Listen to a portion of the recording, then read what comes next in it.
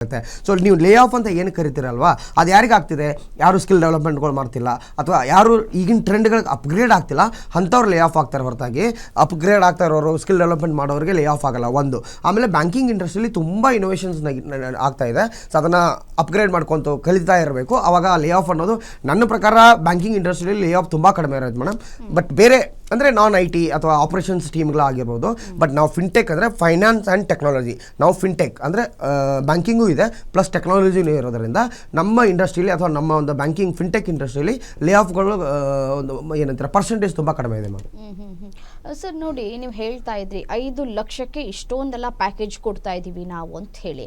But ಯಾಕೆ ಬರೀ 5 ಲಕ್ಷವನ್ನು ತೆಗೆದುಕೊಳ್ತಾ ಇದ್ರಿ? ಯಾಕೆಂದರೆ ಪ್ರಶ್ನೆ ಮೂಡುತ್ತೆ, 5 ಲಕ್ಷಕ್ಕೆ ಎಲ್ಲವೂ ಆಗ್ಬಿಡುತ್ತಾ? ಯಾಕೆಂದರೆ ನಾವು 20ರಿಂದ 25 ಲಕ್ಷ ಖರ್ಚು ಮಾಡಿದ್ರೂ ಕೂಡ ನಮ್ಗೆ ಸರಿಯಾದ ಕೆಲಸಗಳು ಸಿಗೋದಿಲ್ಲ, ಓದೋದಕ್ಕೂ ಕೂಡ ನಮಗೆ ಕಷ್ಟ ಆಗುತ್ತೆ, ಇಷ್ಟೂ ಕೂಡ ಆಗುತ್ತಾ? 5 ಲಕ್ಷ ಹೇಗೆ ಸಾಧ್ಯ ಅನ್ನೋದು ಪ್ರಶ್ನೆ ಅಲ್ವಾ? ಸೊ ಏನಾದರೂ ಶ್ಯೂರಿಟಿಗಳು ಅಥವಾ ಮತ್ತೊಂದು ಇರುತ್ತಾ ಅಂತ ಹೇಳಿ. ಮ್ಯಾಮ್ ಅದೇ ನಾವು ಹೇಳ್ತಾ ಇರೋದು, ಇವಾಗ 20-25 ಲಕ್ಷ ಖರ್ಚು ಮಾಡ್ತಿದ್ದೀರಾ, 2-3 ವರ್ಷ ಟೈಮ್ ಕೊಡ್ತೀರಾ, ಅವಾಗಲೂ ನಿಮ್ಮ ಕರಿಯರ್ ಆಗ್ತಿಲ್ಲ. ಸೊ ಈ ಒಂದು ಗ್ಯಾಪನ್ನೇ ನಾನು ಪ್ರಾಬ್ಲಮ್ನೇ ಅರ್ಥ ಮಾಡ್ಕೊಂಡ್ಬಿಟ್ಟು ಕರಿಯರ್ ಆಕ್ಸಲೇಟರ್ ಪ್ರೋಗ್ರಾಮಿಂದ ಆ ಪ್ರಾಬ್ಲಮ್ನ ಸಾಲ್ವ್ ಮಾಡೋಕ್ಕೆ ಹೋಗ್ತಾ ಇರೋದು. ಸೊ ಇವಾಗೂ ನಾನು ಇಲ್ಲಿ ಹೋಗ್ಬಿಟ್ಟು 10 ಲಕ್ಷ ಕೊಡಿ, 20 ಲಕ್ಷ ಕೊಡಿ, 30 ಲಕ್ಷ ಕೊಡಿ ಅಂತಂದರೆ ನನಗೂ ಅದಕ್ಕೂ ಡಿಫ್ರೆನ್ಸ್ ಇರಲ್ಲ. ಆಮೇಲೆ ಇನ್ನೊಂದು ಮಿನಿಮಮ್ ಇಲ್ಲಿ 5 ಲಕ್ಷದಲ್ಲಿ ನಾವೇನು ಮಾಡ್ತೀವಿ, ಡೇ ಒನ್ನಿಂದ ಜಾಬ್ ಕೊಡ್ತಾ ಇದ್ದೀವಿ, ಡೇ ಒನ್ನಿಂದ ಸ್ಯಾಲ್ರಿ ಇರುತ್ತೆ. ಆಮೇಲೆ 1 ವರ್ಷ 12 ತಿಂಗಳ ಟೈಮ್ ಲೈನ್ ಇಟ್ಕೊಂಡು ಅಷ್ಟರಲ್ಲಿ ಆಮೇಲೆ ನಾನು ಇಲ್ಲಿ ಥಿಯರಿ ಆಗಲಿ, ಕ್ಲಾಸ್ ರೂಮ್ ಆಗಲಿ, ಎಕ್ಸಾಮು, ಸಿಲೆಬಸ್ಸು, ಈ ಕಾನ್ಸೆಪ್ಟೇ ಇಲ್ಲ ನಮ್ಮದು ಏನಂದರೆ ಓ ಜೆ ಟಿ ಅಂದರೆ ಆನ್ ಜಾಬ್ ಟ್ರೈನಿಂಗ್. ಇವಾಗ ನಮ್ಮ ಹತ್ರ ಒಂದಷ್ಟು ಪ್ರಾಜೆಕ್ಟ್ ನಡೀತಾ ಇರುತ್ತೆ ಇಂಟರ್ನ್ಯಾಷನಲ್ದು. ಆ ಪ್ರಾಜೆಕ್ಟ್ನ ಇವ್ರ ಜೊತೆಗೆ ನಮ್ಮ ಟೀಮ್ ಎಂಪ್ಲಾಯ್ಗಳ ಜೊತೆ ಕೂತ್ಕೊಂಡು ಕೆಲಸ ಮಾಡಬೇಕು. ಸೊ ನಾವು ಇಲ್ಲಿ ಕಲಿಸಲ್ಲ, ಹಾನೆಸ್ಟಾಗಿ ನಾವು ಏನೂ ಟ್ರೈನಿಂಗ್ ಕೊಡ್ತಿಲ್ಲ, ಏನೂ ಮಾಡ್ತಿಲ್ಲ. ನಾವು ಅವ್ರಿಗೆ ಒಂದು ಪ್ಲ್ಯಾಟ್ಫಾರ್ಮ್ ಕೊಡ್ತಾ ಇದ್ದೀವಿ, ಸಿಸ್ಟಮ್ ಆ್ಯಕ್ಸೆಸ್ ಕೊಡ್ತೀವಿ, ಒಂದು ರಿಯಲ್ ಟೈಮ್ ಪ್ರಾಜೆಕ್ಟ್ ಅವ್ರಿಗೆ ಆ್ಯಕ್ಸೆಸ್ ಸಿಗುತ್ತೆ. ಆವಾಗ ಅವ್ರು ತುಂಬ ಚೆನ್ನಾಗಿ ಅದನ್ನು 1 ವರ್ಷ ಟೈಮ್ ಲೈನಲ್ಲಿ ಕಲಿತಾರೆ. ಸೊ 1 ವರ್ಷದಲ್ಲಿ 5 ಲಕ್ಷದಲ್ಲಿ ನಾನು ಏನು ಕೊಡ್ತಾ ಇದ್ದೀನಿ, ಡೇ ಒನ್ನಿಂದ ಜಾಬ್ ಕೊಡ್ತಾ ಇದ್ದೀನಿ, ಡೇ ಒನ್ನಿಂದ ಸ್ಯಾಲ್ರಿ ಕೊಡ್ತಾ ಇದ್ದೀನಿ. ಆಮೇಲೆ 1 ವರ್ಷ ಆದಮೇಲೆ ಇಂಟರ್ನ್ಯಾಷನಲ್ ಟ್ರಾವೆಲ್. ಏನಕ್ಕೆ ಅಂದರೆ ನಾನು ಮೊನ್ನೆನೂ ಹೇಳಿದೆ, ನಮ್ಮ ಪ್ರಾಜೆಕ್ಟ್ಗಳೆಲ್ಲ ಬಂದುಬಿಟ್ಟು ಬ್ಯಾಂಕಿಂಗು.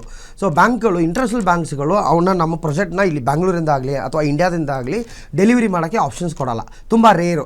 ಒನ್ಲಿ ನಾನು ಆ ಕಂಟ್ರಿಗೆ ಹೋಗಿ ಡೆಲಿವರಿ ಮಾಡೋಕ್ಕಾಗಲ್ಲ ಅಂದ್ರೆ ಅಷ್ಟೇ ನನಗೆ ಇದನ್ನು ಮಾಡ್ತಾರೆ ಹೊರತಾಗಿ, ಇಲ್ಲಾಂದ್ರೆ ನಂಗೆ ಕೊಡಲ್ಲ. ಅದಕ್ಕೆ ಅವಾಗ ಏನು ಮಾಡಬೇಕಾಗತ್ತೆ, ನಾವು ನಮ್ಮ ಟೀಮನ್ನ ಅದು ಪರ್ಟಿಕ್ಯುಲರ್ ಕಂಟ್ರಿಗೆ ಅವ್ರ ಬ್ಯಾಂಕಿಗೆ ಅಲ್ಲಿ ಹೋಗ್ಬಿಟ್ಟು ಕೆಲಸ ಮಾಡೋಕ್ಕೆ ಕಳಿಸ್ಬೇಕಾಗತ್ತೆ. ಸೊ ಅಂಥ ಟೈಮಲ್ಲಿ ಆನ್ಸೈಟ್ ಅಪಾರ್ಚುನಿಟಿ ಅಂದರೆ ಫಾರಿನ್ಗೆ ಹೋಗುವಂಥ ಅವಕಾಶಗಳು ಜಾಸ್ತಿ ಇರುತ್ತೆ ವಿತ್ ಎಕ್ಸ್ಟ್ರಾ ಸ್ಯಾಲ್ರಿ. ಅಲ್ಲಿ ನಾವು ಅಕೊಮಡೇಷನ್ ನಾವೇ ಕೊಡ್ತೀವಿ, ಏರ್ ಟಿಕೆಟ್ ನಾವೇ ಕೊಡ್ತೀವಿ, ವೀಸಾ ನಾವೇ ಮಾಡಿಸ್ಕೊಡ್ತೀವಿ.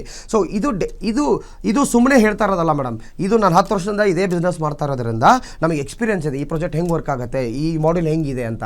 ಸೊ ಹೀಗಾಗಿ ಡೆಲಿವರಿಬಲ್ಸು ಅಥವಾ ಇಷ್ಟೊಂದು ಬೆನಿಫಿಟ್ಗಳನ್ನ ಕೊಡೋಕ್ಕೆ ಈಸಿ ಆಗ್ತಿದೆ ಅಷ್ಟೇ. ಆಮೇಲೆ ನಮಗೇನಂದರೆ ನಮ್ಮದು ಇದು ಅಕಾಡೆಮಿಯಿಂದ ಈ ರೆವಿನ್ಯೂ 5 ಲಕ್ಷ ಅದು ನಮ್ಮದು ಮೇನ್ ಅಲ್ಲ. ನಮ್ಮದಿರೋದು ಸರ್ವಿಸು.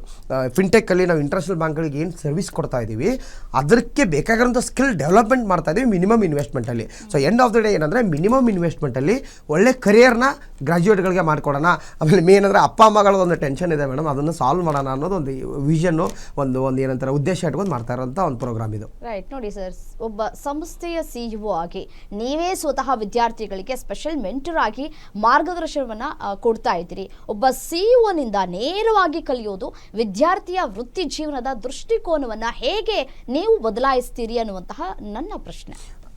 ಎಕ್ಸಾಂಪಲ್ ನಾನು 17 ವರ್ಷ ಎಕ್ಸ್ಪೀರಿಯನ್ಸ್ ಇರೋದ್ರಿಂದ ಆಮೇಲೆ ನನಗೆ ಗೊತ್ತು ಇದನ್ನು ಹೆಂಗೆ ಕಲಿಬೇಕು. ಆಮೇಲೆ banking is a ocean madam, ಅಂದರೆ ಇದು ತುಂಬ ದೊಡ್ಡದಿದು. ಈಗ ನಾನು ಹೇಳಿದೆ 17 ವರ್ಷ ಆದರೂ ನಾನು ಇವಾಗಲೂ ಹೇಳ್ತೀನಿ ಎಲ್ಲರಿಗೂ, ನಾನು ಇವಾಗಲೂ 15ರಿಂದ 20% ಅಷ್ಟೇ ಗೊತ್ತಿರೋದು ಈ ಪ್ರಾಡಕ್ಟ್ ಬಗ್ಗೆ ಅಥವಾ ಈ ಡೊಮೇನ್ ಬಗ್ಗೆ, ಇನ್ನೂ ತುಂಬ ಇದೆ ಕಲಿಯೋಕ್ಕೆ ಅಂತ ಹೇಳ್ತಾ ಇರೋದು. ಸೊ ಅವಾಗ ನಾನು ಪರ್ಸ್ನಲಾಗಿ ನಾನು ಮೆಂಟರ್ಶಿಪ್ ಮಾಡೋದ್ರಿಂದ ಏನಾಗುತ್ತೆ, ಆಮೇಲೆ ನಾನು ಇಲ್ಲಿ ಥಿಯರಿ ಆಗಲಿ ಸಿಲೆಬಸ್ ಹೇಳ್ಕೊಡಲ್ಲ. ನಾನು ಇಲ್ಲಿ ಅವ್ರಿಗೆ ಏನು ಹೇಳ್ಕೊಡ್ತೀನಿ, ನೀವು ಯಾವ ಥರ ಸ್ಕಿಲ್ ಡೆವಲಪ್ಮೆಂಟ್ ಮಾಡ್ಕೋಬೇಕು, ಯಾವ ಥರ ಪ್ರಾಜೆಕ್ಟಲ್ಲಿ ಡೆಲಿವರಿ ಮಾಡಬೇಕು, ಯಾವ ಥರ ಕೆಲಸ ಮಾಡಬೇಕು, ಇದನ್ನು ಹೇಳ್ಕೊಡ್ತೀನಿ.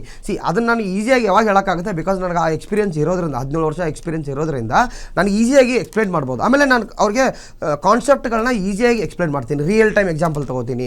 ಸೊ ಹೀಗಾಗಿ ನಾನು ಪರ್ಸನಲ್ ಮೆಂಟರ್ಶಿಪ್ ಅಂದರೆ ಟ್ರಂಪ್ಲಿನಿಗೆ ಬರ್ತಾ ಇರೋದ್ರೆ ಕರಿಯರ್ ಮಾಡ್ಕೋಬೇಕು, ಕರಿಯರ್ನ ಡೆವಲಪ್ಮೆಂಟ್ ಮಾಡಬೇಕು ಅಥವಾ ಒಳ್ಳೆ ಕರಿಯರ್ ಮಾಡ್ಕೋಬೇಕಂತ ಮೇಡಮ್. ಸೊ ಹೀಗಾಗಿ ನಾನು ಪರ್ಸನಲ್ ಅಟೆನ್ಷನ್ ಕೊಡಬೇಕಂತ ಈ ಪ್ಲಾನ್ ಮಾಡಿದ್ದು. ಆಮೇಲೆ ಲಾಸ್ಟ್ 10 ವರ್ಷದ ಒಂದು ಆಲ್ಮೋಸ್ಟ್ ಒಂದು 3,000-4,000 ಫ್ರೆಷರ್ಸ್ಗಳಿಗೆ ನಾವು ಕರಿಯರ್ ಮಾಡಿಕೊಟ್ಟಿದ್ದೀವಿ.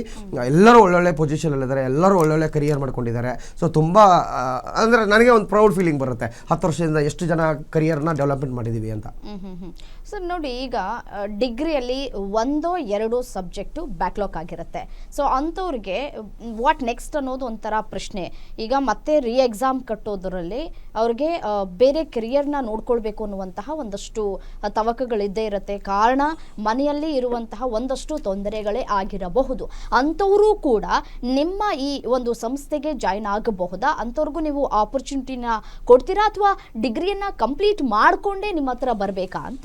ಇಲ್ಲ ಮೇಡಮ್, ಡಿಗ್ರಿಲಿ ಅವ್ರದ್ದು 1-2 ಬ್ಯಾಕ್ಲಾಗ್ಸ್ ಇದ್ದರು ಅವ್ರು ಜಾಯ್ನ್ ಆಗ್ಬೋದು. ಯಾಕೆಂದರೆ ನಮ್ಮ ಹತ್ರ 1 ಇಯರ್ ಟೈಮ್ ಇರೋದರಿಂದ ಆ 1 ಇಯರ್ ಗ್ಯಾಪಲ್ಲಿ, ಆ 1 ಇಯರ್ ಟೈಮ್ ಲೈನಲ್ಲಿ ಅವರ ಏನೇನು ಬ್ಯಾಕ್ಲಾಗ್ ಇರುತ್ತೋ ಅವ್ನು ಕ್ಲಿಯರ್ ಮಾಡ್ಕೊಂಡ್ರೆ ಅವ್ರಿಗೂ ಒಳ್ಳೇದಾಗುತ್ತೆ. ಸೊ ಬ್ಯಾಕ್ಲಾಗ್ ಇದ್ದವರು ಬಂದು ಜಾಯ್ನ್ ಆಗ್ಬೋದು ಮೇಡಮ್. ಈಗ ನಾವು ಹೇಳ್ತಾ ಇರೋದು ಎಂಡ್ ಆಫ್ ದ ಡೇ ನಾನು ಅದೇ ಹೇಳ್ತಾ ಇರೋದು, ಎಜುಕೇಷನ್ ಸಿಸ್ಟಮ್ ಇಸ್ ಬೇರೆ, ನಮ್ಮ OJT ಆನ್ ಜಾಬ್ ಟ್ರೈನಿಂಗೇ ಬೇರೆ. ಸೊ ಇಲ್ಲಿ ನೀನು ಡಿಗ್ರಿ ಸರ್ಟಿಫಿಕೇಟ್ ಇರಬೇಕು, ಆ ಸರ್ಟಿಫಿಕೇಟ್ ಇರಬೇಕು, ಇಷ್ಟು ಮಾರ್ಕ್ಸ್ ಇರಬೇಕು ಅಂತ ಮಾತಾಡಿದ್ರೆ ಮೀನಿಂಗ್ ಇರಲ್ಲ. ಸೊ ನಾನು ಅದನ್ನೇ ಚೇಂಜ್ ಮಾಡೋಕೆ ಹೋಗ್ತಾ ಇರೋದು. ಸೊ ನನಗೇನಂದರೆ ಇಲ್ಲಿ ಮೇನ್ ಅಂದರೆ ಅವ್ರದ್ದು ಡೆಡಿಕೇಶನು, ಡಿಸಿಪ್ಲಿನು, ಕಮಿಟ್ಮೆಂಟ್ ಬೇಕು. ಸೊ ಪ್ಯಾರಲಲ್ಲಿ 1 ವರ್ಷ ಟೈಮ್ ಇರೋದರಿಂದ ಆ 1 ವರ್ಷದಲ್ಲಿ ನಮಗೇನು ಸ್ಕಿಲ್ ಡೆವಲಪ್ಮೆಂಟ್ ಮಾಡಬೇಕು ನಾವು ಮಾಡ್ತೀವಿ. ಪ್ಯಾರಲಾಗಿ ಅವ್ರದ್ದು ಏನು ಬ್ಯಾಕ್ಲಾಗ್ ಇರುತ್ತೋ ಅದನ್ನು ನಾವು ಕ್ಲಿಯರ್ ಮಾಡಿಕೊಂಡ್ರೆ ಅವರು ಕರಿಯರ್ ಚೆನ್ನಾಗಿರುತ್ತೆ, ಒಳ್ಳೆಯ ಭವಿಷ್ಯ ಇರುತ್ತೆ ಅಂತ ಮೇಡಮ್. ರೈಟ್, ಓಕೆ ಸರ್, ಆಯಿತು. ನಾನು ನಿಮ್ಮ ಹತ್ರ ಮತ್ತೆ ವಾಪಸ್ ಬರ್ತೀನಿ. ಈಗ ಒಂದು ಬ್ರೇಕ್ ತೆಗೆದುಕೊಳ್ಳುವಂತಹ ಸಮಯ ಆಗಿದೆ. ವೀಕ್ಷಕರೇ ನೋಡಿ, ನಾವು ಮಕ್ಕಳ ಭವಿಷ್ಯವನ್ನು ಯಾವ ರೀತಿಯಾಗಿ ರೂಪಿಸ್ತಾ ಇದ್ದೀವಿ ಅನ್ನೋದು ಬಹಳ ಇಂಪಾರ್ಟೆಂಟ್ ಆಗುತ್ತೆ. ವಿದ್ಯೆಗೆ ನಾವು ಎಷ್ಟು ಒತ್ತನ್ನು ಕೊಡ್ತಾ ಇದ್ದೀವೋ ಅವರ ಮುಂದಿನ ಜೀವನ ಅಂದರೆ ಕೆಲಸ, ಅದು ಬಹಳ ಇಂಪಾರ್ಟೆಂಟ್ ಆಗುತ್ತೆ. ಓದೋದೆಲ್ಲ ಓದ್ಬಿಟ್ಟಿರ್ತಾರೆ, ಕೆಲಸನೇ ಇರೋದಿಲ್ಲ. ಆವಾಗ ಓದಿಸಿದ್ದು ವ್ಯರ್ಥ ಆಗಿಬಿಡುತ್ತೆ. ಮಕ್ಕಳು ಮನೇಲಿ ಕೂತ್ಕೊಂಡು ಬಹಳಷ್ಟು ನೋವನ್ನು ಅನುಭವಿಸ್ತಾ ಇರ್ತಾರೆ. ಅಂಥವ್ರಿಗೆ ಈ ಒಂದು ಸಂಸ್ಥೆ ನಿಜಕ್ಕೂ ಒಂದು ದೊಡ್ಡ ಆಫರನ್ನು ಕೊಡ್ತಾ ಇದೆ. ಸೊ ಹಾಗಾಗಿ ಈ ಒಂದು ಆಫರ್ ಅನ್ನ ನೀವು ಕೂಡ ಸದುಪಯೋಗವನ್ನ ಪಡಿಸ್ಕೊಳ್ಳಿ ಅಂತ ಹೇಳ್ತಾ